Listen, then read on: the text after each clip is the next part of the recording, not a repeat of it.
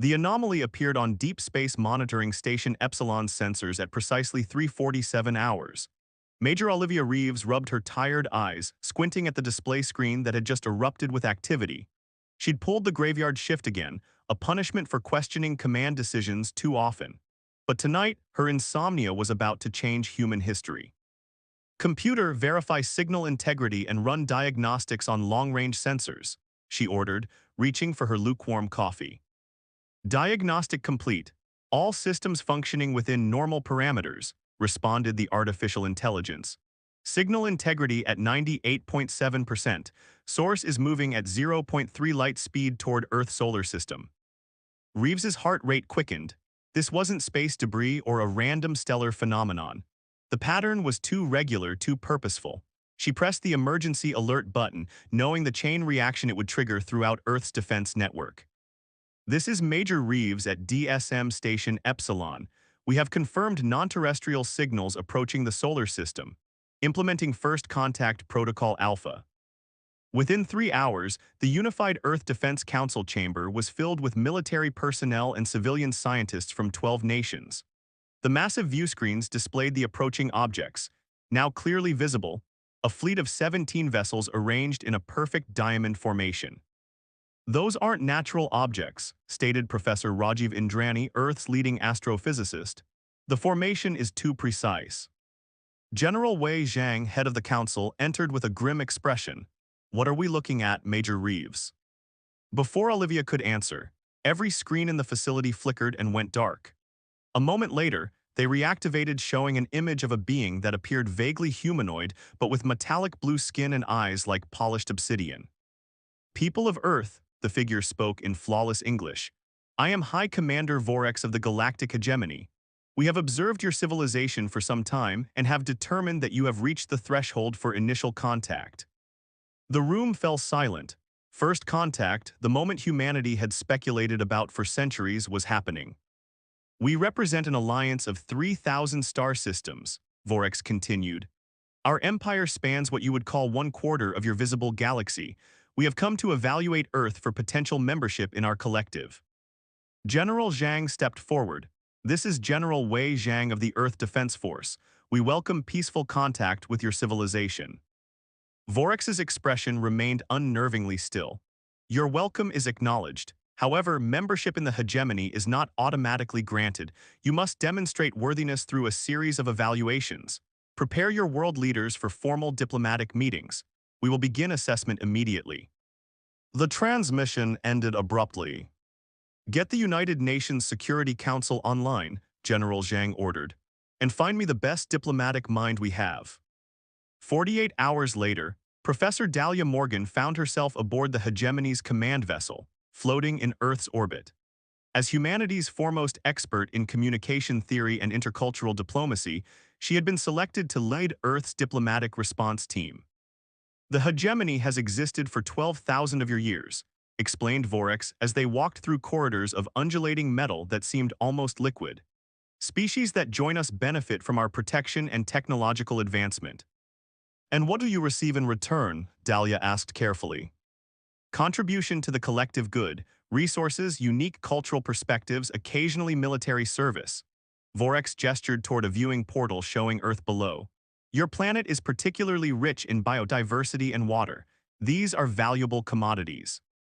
Dahlia noted the emphasis on resources. Earth would certainly be willing to engage in fair trade agreements, she offered. Of course, Vorex replied. But first, the evaluations. We must determine your compatibility with our civilization. For 2 weeks, the hegemony conducted what they called cultural and technological assessments. Their small probes appeared over major cities, scanning everything from infrastructure to population centers. They requested access to genetic databases, technological archives, and natural resource surveys, all in the name of compatibility assessment. Meanwhile, Lieutenant Colonel Victor Ockafer, head of Earth Defense Intelligence, grew increasingly suspicious. In the secure underground facility dubbed the Bunker, he reviewed the patterns of hegemony scanning activities. They're focusing on 3 things, he explained to Major Reeves, who had been reassigned to his team after her discovery. Water resources, rare earth minerals, and population density maps. This isn't a cultural exchange, it's a resource inventory. You think they're hostile? Reeves asked, studying the global map showing hegemony probe activities. I think they're not telling us everything, Victor replied cautiously. Their scanning patterns focus heavily on our defensive capabilities and resource deposits, and there's something else.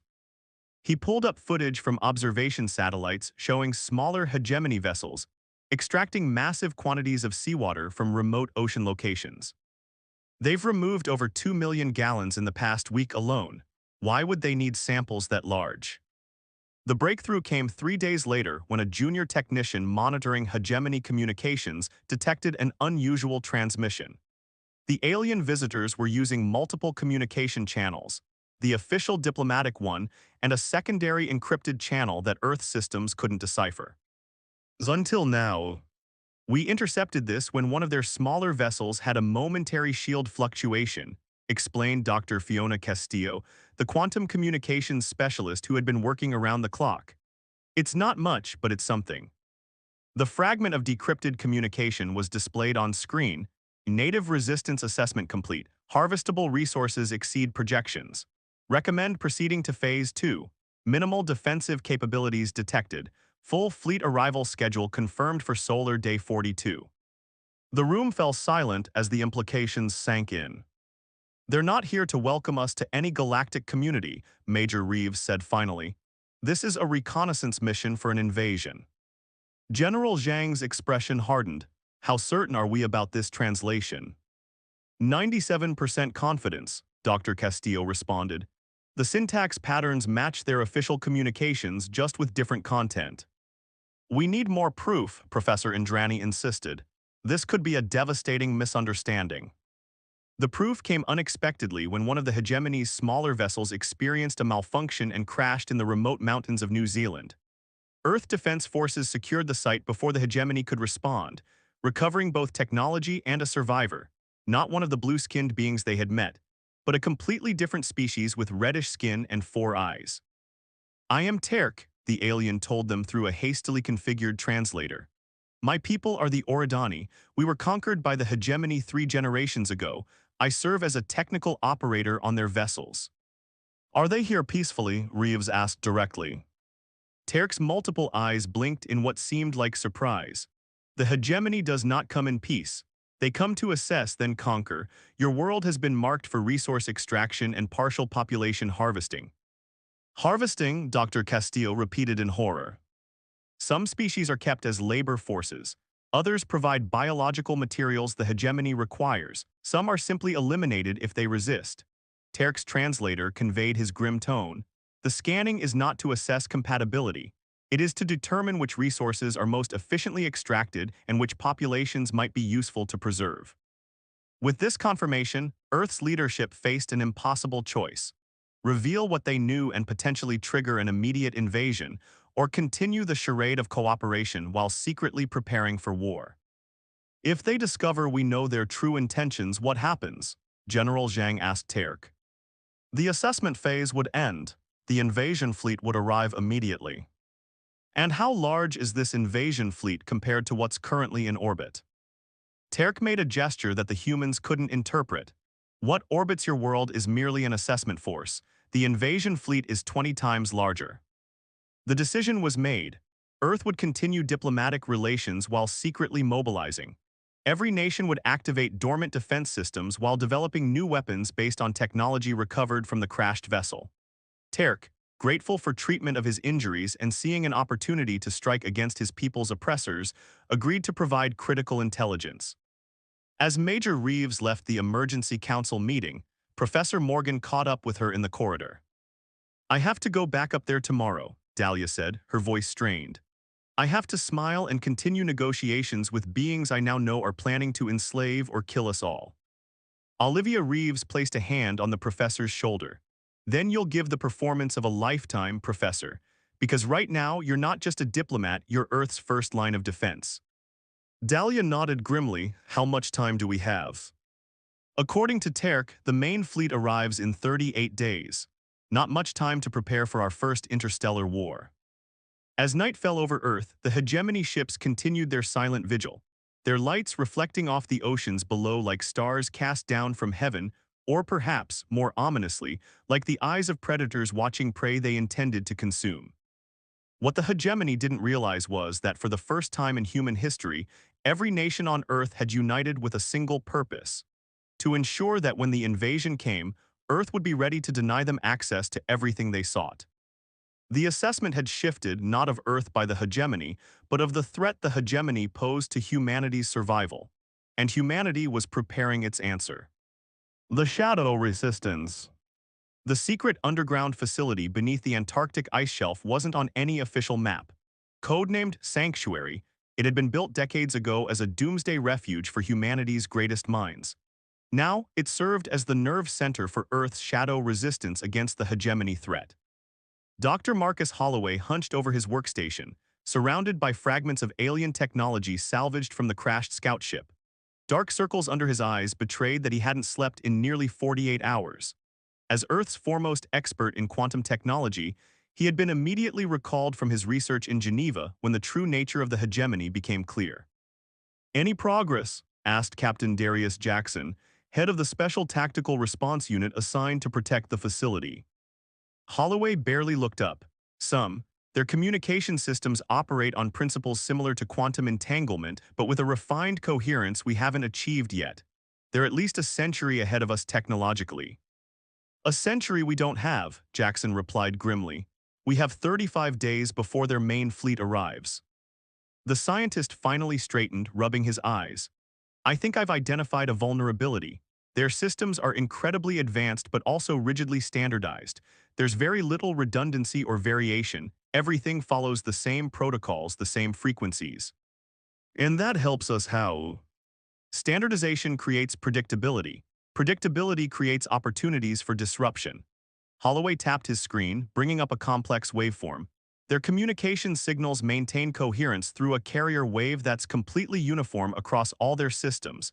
If we can generate a counterwave pattern, you could disrupt their entire network," Jackson finished, eyes widening. "Potentially, but we need more data, more testing. And we need a way to deploy the countermeasure across their fleet simultaneously when the time comes." The captain nodded. "I'll see what we can do about getting you that data." On the surface, diplomatic relations with the hegemony continued. Professor Dahlia Morgan maintained her role as Earth's primary representative, meeting daily with High Commander Vorex and other hegemony officials. Every smile, every pleasantry was part of an elaborate performance.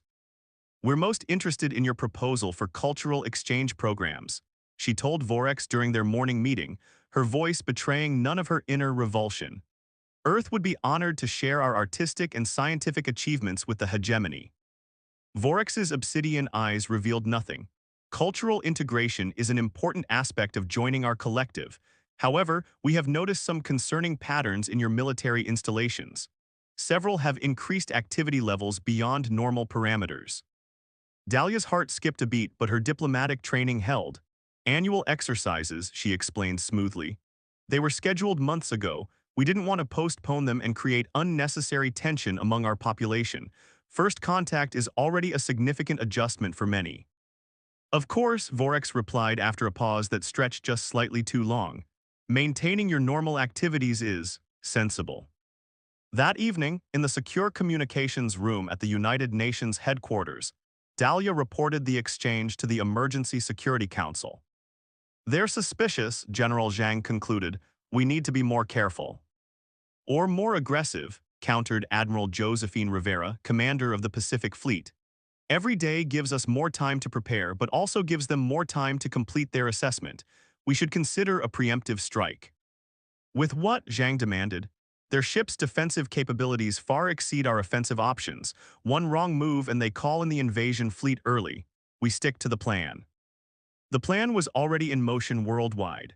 Under the guise of routine maintenance, military bases across the globe were retrofitting weapons systems with modifications based on Terek's insights into hegemony shield technology. Satellite networks were being quietly repositioned. And deep beneath the Antarctic ice, Dr. Holloway's team worked relentlessly on what they now called the Blackout Protocol. Meanwhile, Captain Jackson led increasingly daring intelligence-gathering operations. His Special Tactical Response Unit, composed of elite operators from a dozen nations, executed missions that officially didn't exist. Insertion in 60 seconds, Jackson whispered into his comm as his team's stealth submersible approached the underside of a hegemony vessel hovering over the Pacific Ocean. The aliens had established a pattern of lowering collection devices into Earth's oceans, presumably to extract water samples or marine life. Remember, this is observation only, he reminded his team. We place the monitoring devices and we leave, no engagement.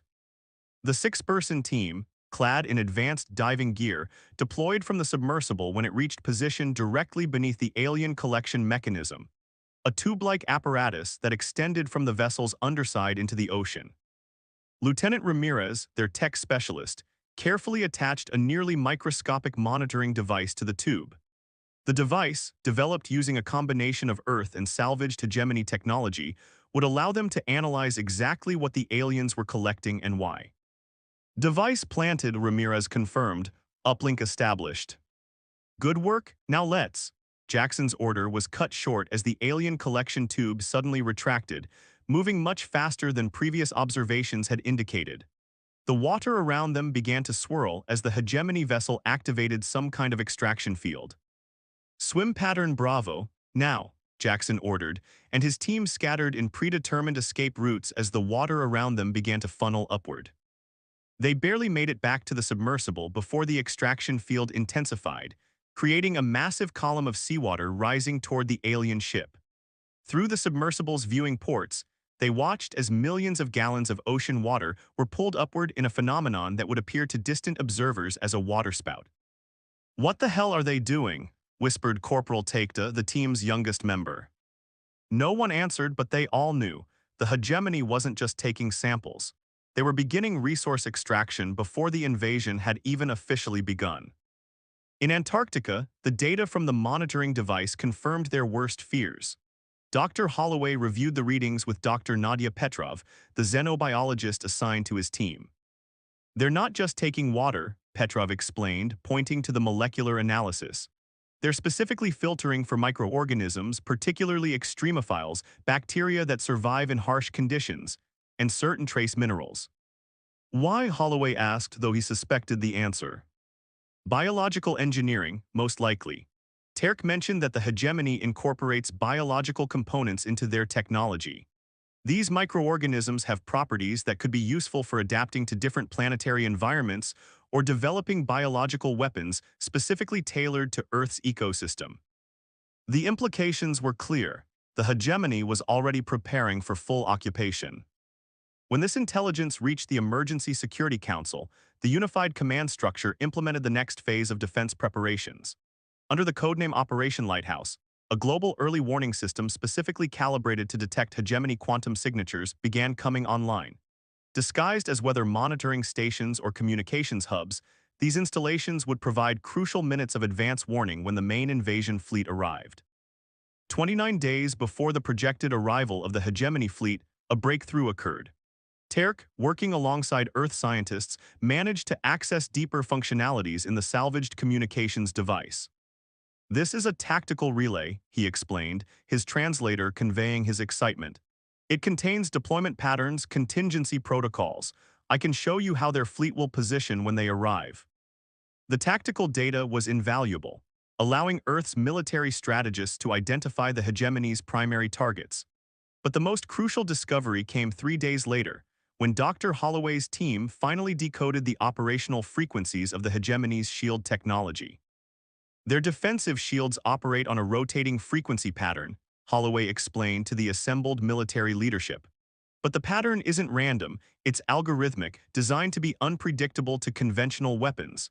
However, if we can synchronize our weapon systems to adapt in real time, we could penetrate their shields," Admiral Rivera finished, a glimmer of hope in her eyes. "Exactly, it won't be easy. We'll need to distribute the targeting algorithms to every major weapons platform globally. But it's possible." General Zhang nodded. "Do it, but maintain absolute communications security if the hegemony detects these preparations." The warning proved prescient.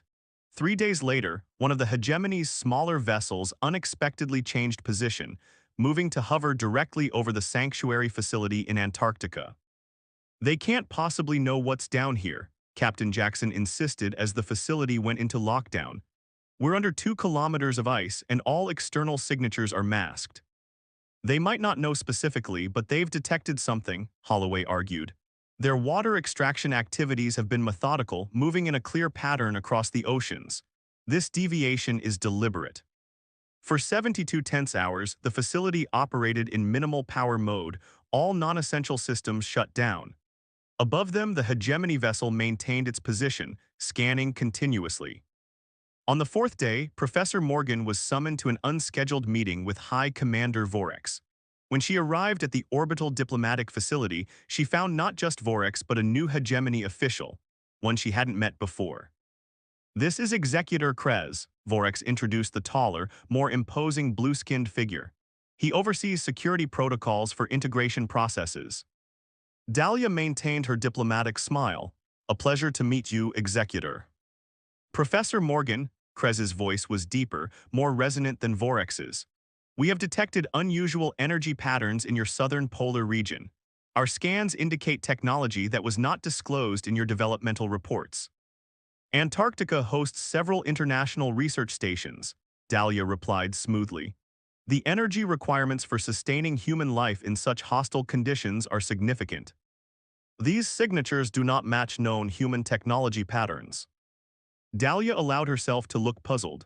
I'm not a scientist, Executor. Perhaps there are research projects using experimental energy sources. I can certainly have our scientific liaison provide a detailed report on Antarctic research activities. Krez's obsidian eyes fixed on her. That would be appreciated. When Dahlia returned to Earth, she immediately contacted the Emergency Security Council. They're getting suspicious. The Antarctic facility needs better concealment. We're already working on it, General Zhang assured her. But there's something else you should know. We've detected quantum signature spikes consistent with hegemony faster-than-light communications. We think they're messaging the main fleet. Have they changed the arrival timeline? Not yet, but they're watching us more closely now. Vorex requested access to our military communication networks for what he calls compatibility assessment. Stall them, Dahlia instructed. Tell them our security protocols require legislative approval for such access. That should buy us at least a week of bureaucratic delays. With 20 days remaining before the projected arrival of the hegemony fleet, Earth's shadow resistance entered its most critical phase. The modified weapons systems were nearly ready.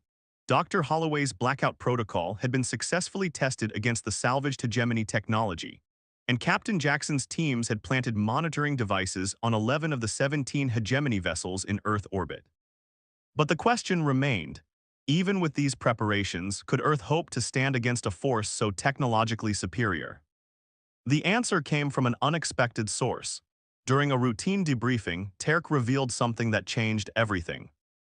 The hegemony conquered my people through overwhelming force, he explained. But they've subjugated many worlds this way. Not all species submit willingly to their rule. You're saying there are resistance movements on other worlds? Captain Jackson asked. Not just resistance, revolution. Several systems in the Orion Spur have been fighting back. The hegemony suppresses this information, of course. They can't allow the idea of successful resistance to spread. How successful has it been? General Zhang pressed. Successful enough that the hegemony diverted military resources to contain it 3 cycles ago. The invasion fleet approaching Earth is actually smaller than originally planned. For the first time since the crisis began, a flicker of genuine hope spread through Earth's leadership. They weren't just fighting for survival. They were potentially joining a larger galactic resistance against tyranny. As the countdown to invasion continued, Earth's shadow resistance worked with renewed purpose. They weren't just preparing to deny the hegemony access to their world. They were preparing to strike a blow for freedom that might resonate throughout the galaxy. In his Antarctic laboratory, Dr. Holloway made the final adjustments to the blackout protocol device. When this activates, he told his team, every hegemony system operating on their standard frequencies will experience catastrophic disruption. It won't last long, their systems will adapt, but it should give us the window we need. And if it doesn't work, Dr. Petrov asked quietly. Holloway's expression was grim but determined. Then humanity will still fight to its last breath, but I believe this will work, it has to. Above them, unaware of the resistance building beneath the surface, The hegemony ships continued their methodical assessment of a world they believed would soon be theirs. What they didn't understand, what conquerors throughout history have often failed to comprehend, was the fierce determination of a species fighting for its home. The shadow resistance grew stronger every day. Earth was ready to deny the hegemony the access they sought, not just to resources, but to humanity's future among the stars.